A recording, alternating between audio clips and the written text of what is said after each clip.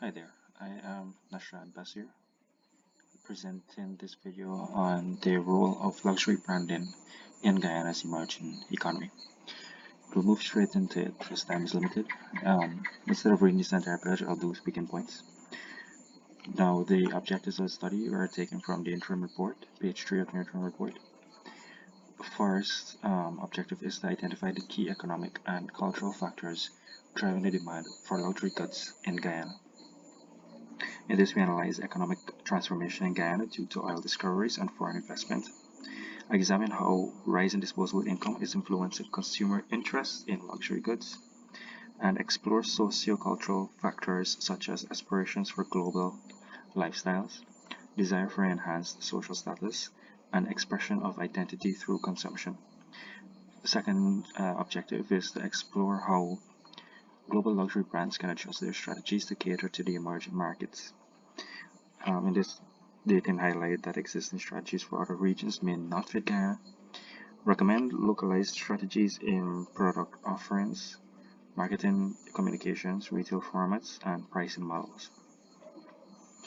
Third objective is to contribute to the academic literature on luxury branding in emerging economies.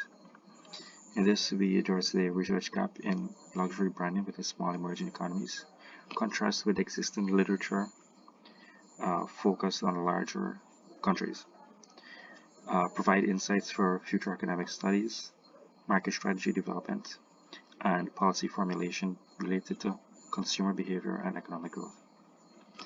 Next, we move on to research methodology, taken from page 6 of the interim report. The methodology that was used, the approach that was used, was exploratory research design.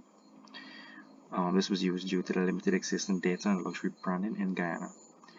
The goal is insight generation, not hypothesis testing. The data collection method that was used was secondary data analysis. Sources include academic literature, market research reports, government statistics, global case studies on luxury branding, and emerging markets. Now, why secondary data was used is because large-scale primary research in Guyana is resource-intensive. Secondary data offers cost-effective, credible, and professionally vetted insights, and allows for comparative analysis with other emerging economies. Next, we move on to data analysis and interpretation. This was taken from pages 14 to 16 of the research project document. Now, the first interpretation is economic drivers. Guyana's per capita income rose by over 40% between 2019 and 2023.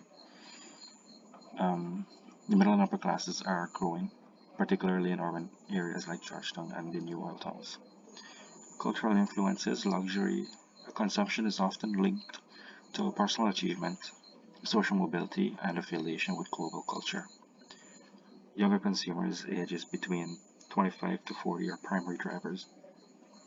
Digital influence. Social media penetration exceeds 70% among urban youth. Online luxury brand engagement is growing, though local e-commerce infrastructure is still developing. Next is consumer behavior trends. Aspiration toward international lifestyles, emphasis on authenticity and exclusivity, sensitivity to price but willing to pay premium for status goods.